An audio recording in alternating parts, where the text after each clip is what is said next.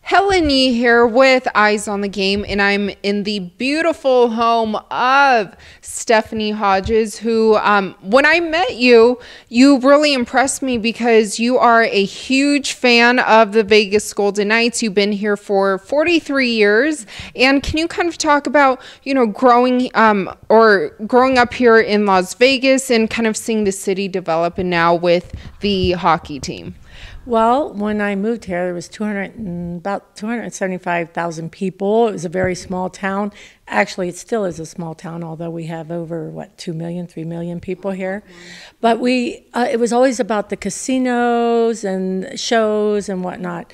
Well, it was always a town of misfits. So, everybody thought we were misfits because who would live in the desert in a casino with casinos, and I worked in the casinos, and they would say, "Oh, do you live in the casino? Where do you live?" I'm like, "Oh no, I heliport in from Alaska because, oh silly, we do have communities here. This is a community." So when the Golden Knights came, because we've never had a national league or team of anything, we had B teams, but it never took off. Minor leagues and they never really took off. And then there was this opportunity, hey, they're going to bring in the NHL. If we get the support, they'll bring it in. Well, if there's any sport that I will be a fan of, it will be hockey. So I said, okay, and I bought my season tickets in support of the city. That's what I did it for the city. And everything's history. I mean, they come in, and it's just a beautiful thing, a beautiful thing. And like I said, we were a town of misfits. And that's what the outsiders, thought of us. We never did, who lived here, but everybody looked at us as misfits. And if we sleep in casinos. Yes, exactly. And whoever would live in a city like this? And then the team came in, and they were players that their team let go, almost like they were misfits. So it's a team of misfits. They came into a town of misfits, and we just kind of gelled together. And October 1st helped that gelling happen. We were so ready. This city was so ready for this. Yes, and it was so special, even though October 1st, such a devastating and unfortunate event that occurred, but it was so great to see this city come together the way that it did. And you mentioned, misfits, and also that you bought your season tickets in support of the city, but you were one of the first 75, right? That's what they told me. That's when I went in to pick my seats. They told me, "Oh, you're one of the first 75," and I did not know that. It didn't get me anything special, but it was. I remember when they had a function here at the Southern Highlands Golf Club, and Mr. Foley and a group. I couldn't make that party, but I saw Gavin Malouf after, and I said, "Gavin, what's going on?" And he explained. I said, "Okay, well, sign me up." So I think that's how I became one of the first 75, is I was right there when it happened, pretty much. So, but October 1st, not to go back to something that was so devastating, but it showed the world we weren't misfits. It showed the world we could unite. We could unite, and we are a community, and not a bunch of people that are transients or anything. And that helped our city. Yeah. It helped people see who we were and who we are as a city. Yeah, and that we are indeed Vegas strong. Vegas strong. Yes. So 100%. Being a season ticket holder, and you mentioned to me off camera that you sit at the dream seats. I'm addicted. Are you at every game? I go to every game, yes. Yeah. And I had the opportunity to have the dream seats. Was it in December I started? But I've been in them 4 or 5 times already. And actually, I was at CNA, the City National Arena, and the guys were leaving. This is when they were still doing autographs, which I'm not an autograph hound, but I like to talk to them. Yeah. So there was a truck, and Tuck and Theodore was in there, Shea Theodore. And nobody was on Shea Theodore's side. And I looked and I said, "Hey, you guys are in on my vacation money with those dream seats. It's, you're really hurting me." And they go, "Oh, thanks. And I go, "We love you so much. The fans love you so much." And Shea Theodore goes, "Yeah, we love you too." I said, "No. You don't understand. I said, we love you. And I know it resonated with him because I could tell by his face. And he goes, wow, we love you guys too. And then he saw me the next day in the dream seats because they're right there by the bench. And when he came, he saw it was me. It's not like you can miss me, really, this dark hair. And he said hello with his face. At first he was kind of shocked it was me. And then he's like, you know. So these guys are great. The last time I was in the dream seats, which was the game before last here, and it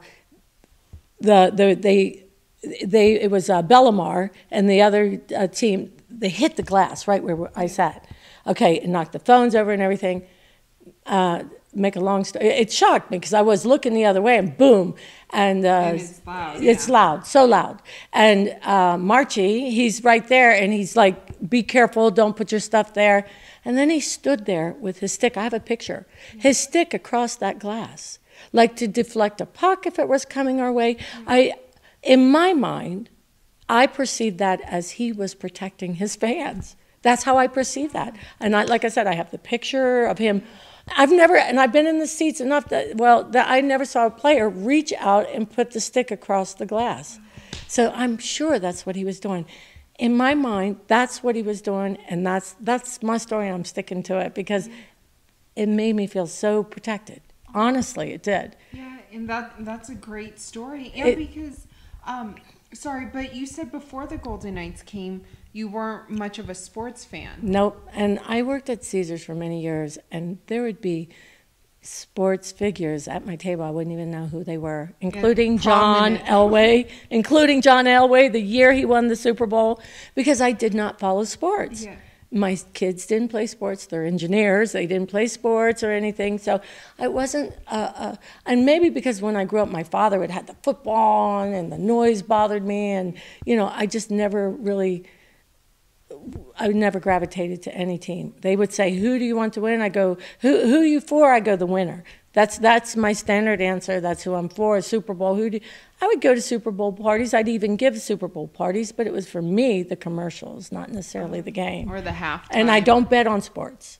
Don't bet on sports either. So not even the Golden Knights. I love them. Yeah, so what draws you into them as much as... This is crazy, but I asked myself that. I was watching them. My love is the great apes. That's my passion. I donate to them. They're in my will. I love the great apes. I study them. I went to Africa to be with them, hands-on with them. So I'm like, what is it that attracts me to this sport, this particular sport? So I'm watching them practice, and it hit me.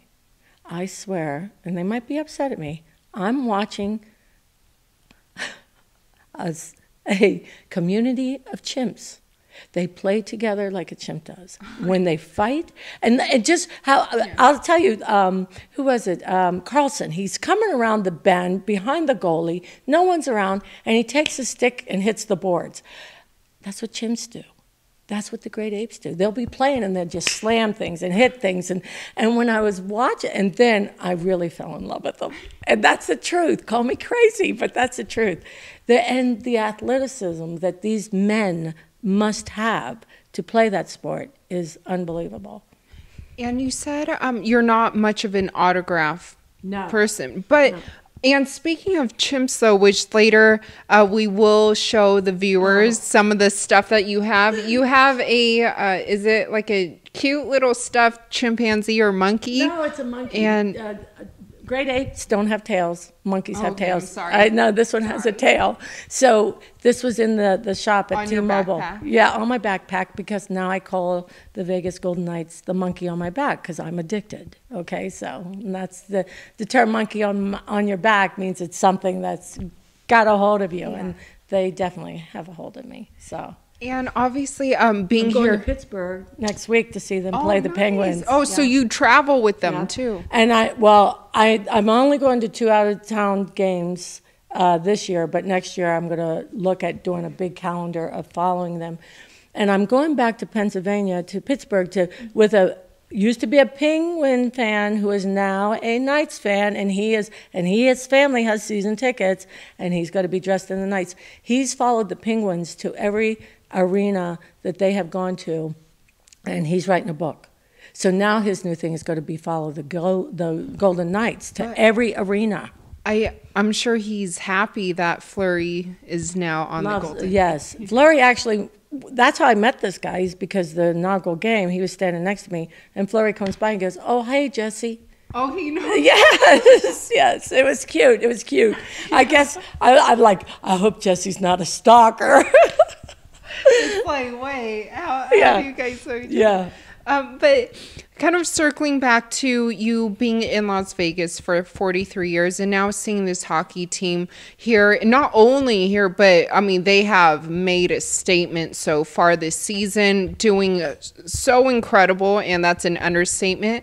How have you seen the city kind of change, since they've been here? Well, just in many cities and towns, it's the team, a national sport that brings the community together. And that's what's happened here. I've met so many people that I never would have crossed paths with if it were not for this team. People I know that I can reach out to. People I know that if I were to pick up the phone now, and I never knew them in my life, and say, hey, what about this? They would be there. Even in the smallest ways. Even that's how I feel. And I go around town, and when I see somebody that's wearing Golden Knights or in the car, I blow my horn, we high five. Oh, that's so it's cool. Amazing. It really, really is. Yeah. And I'll say, even if I don't see people with this and they look at what I have on, I say, hey, what about those Golden Knights? Oh, so and automatically their face lights up. Yes. It's everywhere. I mean, it's a great thing. It's a good thing. It's a good thing. Yeah, and you kind of mentioned, bringing the community together, and kind of like even people you don't know, automatically when you say Golden Knights and they're excited. And it's a camaraderie. Yeah. It's something that so many of us don't have things in common. We really don't. Really. We're all individuals. Yes. Yeah. So this is something that is a common thread, the love for the hockey. Yes. And like I said, it is an amazing sport, and those guys are so cute. Oh, they get interviewed, and you know what it is too. They always talk about their fans. And I know that they're building a fan base. I know that's part of the whole deal, but I really feel that the love they have for us is genuine, and then we feed off of each other. Oh, absolutely. We feed, like at T-Mobile arenas. Yes. And quite a few players from opposing teams after the games, they have even mentioned how loud it is to play in T-Mobile Arena, and whether or not it has an advantage for the Golden Knights, and I mean, they all. And I can't even holler anymore because I have a vocal cord that actually becomes paralyzed. It's actually not working 100%, and that's why my voice is a little raspy now. So I'm like, okay, what's going to happen if it goes and I can't really, can I take a whistle? Oh, what about those hand clapper things? That's a great idea. Right? Like, yes. Yeah. Oh my gosh, that's a great idea. Or the New Year's horn or something. Right, yeah. Gotta be innovative. Yes. But you mentioned bring the community together, and I know that you guys have a few Facebook pages. Can you kind of talk about that? Yes, there's two of them. I'm actually a moderator on the Vegas Knights Nation, and that's got about 10,000 fans. Wow. And then there's the Vegas Knights Click. I believe those are the names. And almost it's right there, they're neck and neck. A lot of us are on both. Yeah. They both bring something to the table. And they have watch parties. They're doing charity. Cool. There's going to be a watch party at the tavern off of Flamingo, I think it's West Flamingo, and it's going to be a charity, a fundraiser for Children's Heart Foundation. Oh, wow. I think that's the one. And so it's bringing people together in that way, too, to create charities and to do and give back. So it's fun. And we get ideas from each other as that right there. That Yes, yeah. which we will show the viewer Yeah. after. Yeah. We'll take a little Golden Knights tour Yeah. because you have some very awesome stuff. So the funny thing is, I was on the Facebook today, and somebody says, "What traditions can we do on game day?" And so everybody's putting their idea in. What? And this man, he doesn't even live here. I think he was from Wisconsin or something. Because I went in and looked, and he goes, "I put a flag out on game day." I'm like, okay. I'm upset now. My credit card's upset because I'm going to Amazon to get a flag because that's a great idea. So now on game day, I'm going to put a flag out. I'm going to get a flag and put a flag out on game day. Oh, outside your house? Yes. Oh, that's cool. Oh, isn't that a great idea? That is cool. Right. Yeah. And that came from a fan. So they come with all these great ideas, and it's just really nice. Yeah, and I've seen or at the City National Arena, like these two fans, they travel everywhere and the they face? Yeah, do you know them? Yeah, I don't know them personally, but of course. Oh, you know what? I did get to ring the bell on second period one time. I got to do that. Yeah. Yeah, I did. How was that? It was fun. Fun. It was a lot of fun. Our announcers and everything are a lot of fun. So yeah, those guys with the painted face, and then they have Wolverine. Have you seen him at the games? Yes, yeah. Jace, I think Jason is his name. I don't know. I'm so bad at names. Yeah. Yeah. He's, so those guys, last time I saw them, they were at the, no, I saw them walking out of the arena last game. But yeah, they can't go anywhere now without their faces being painted. It's a demand. As fans, we demand that. What happens if they don't? We wouldn't know them, would we? Oh, true. We wouldn't know who they were. Yeah, well, if they wanted to, go to the grocery store. Yeah. Let's hope they wash it off sometimes. Right? Yeah, don't sleep with it on. Not sure, your pores on your face will appreciate. And your pillowcase would look really bad. True. Unless you want Golden Knight. I don't even know their name, but are they brothers? I think they're brothers. You know what? I think I tweeted about them and I posted their names, but I wasn't able to ask them if they were brothers. Yeah, but they come to the games like that, and now they cannot come to CNA without their face painted. But there's someone else I want to mention that I love Big D and the other guy, the announcers, but I love Chance. Yes, can you I'm tell in Chance love. how much you love Chance, him? I love you so much, and everybody makes fun of me, and I know that you've been told how much I love you, and maybe you're avoiding me, but I'm going to have to break up with you if you don't get in touch with me soon, okay? I love it. What is it about Chance? Is it the fact that, he's a Gila monster? He looks like a mango to me. He does. When they did the hate tweets and James Neal said, "Oh, you look like he does." I have desert tortoises, so I see the face, okay? And I've had an experience with the Gila monster that jumped up when I was looking for my dog many years ago in the desert and ran and scared. Vegas? Yes.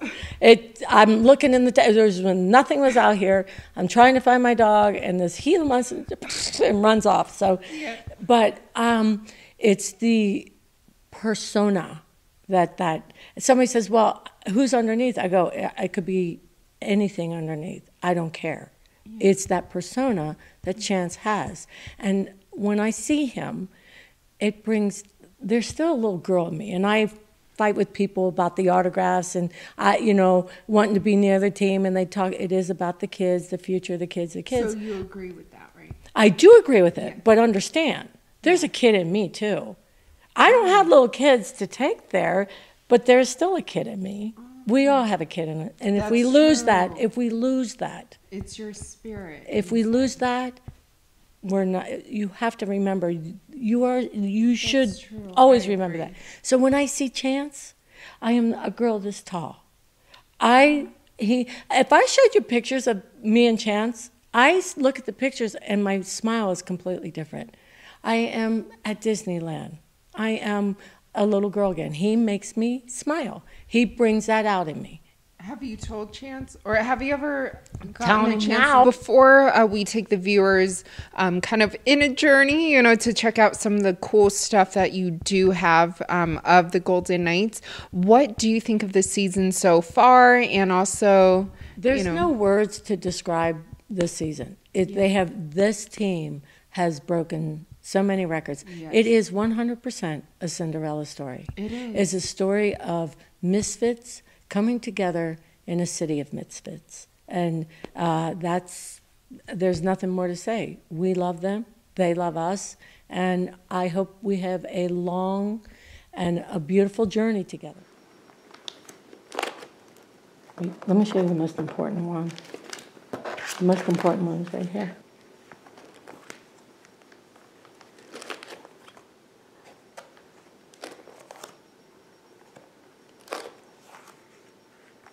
And it goes all the way, and I saved those, but it goes all the way to current.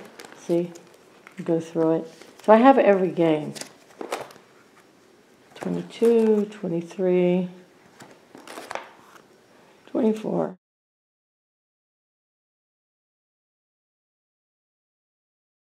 Black. These, I wear these. These are gold, silver, those. And I have these that are this in a box. So I have 11 now, but I have 2 more authentic All-Star jerseys coming that are that have the coach and Chance on the back. I have my Fleury and James Neal on the Fanatics All-Star jerseys. And I'm watching the auction of them on the NHL website, because you know those shirts, the authentic shirts that they wore, is on auction right now. So I'm a collector for sure, and I prefer the authentic over the Fanatics because I just like the material better and I just like the shirt better. And then I was told that every year they change the shirt, but it doesn't matter. I'll just get more. And that's it. That's I love it. I love it. And I've never ever have bought a sports team jersey in my life. And I laugh because at this stage of my life that I could sit across the table from somebody and talk sports. Never have I ever been able to do that. This was the shirt I wore on inaugural game.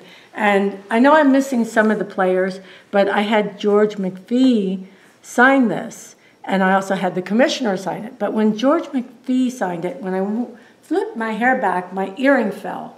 And he picked it up and he held it in his hand so gently. And then he signed. And, you know, it was just kind of him, for me, that he even noticed it fell, made sure I got it back. There's just the whole organization is wonderful. Just wonderful. So, but yeah, I don't wear this anymore. Wore it once and that's it. It's retired. And if I put it in a shadow box, I guess I'd have to put it to where you could walk around, but I do want it to be seen anyway because the big is strong. So.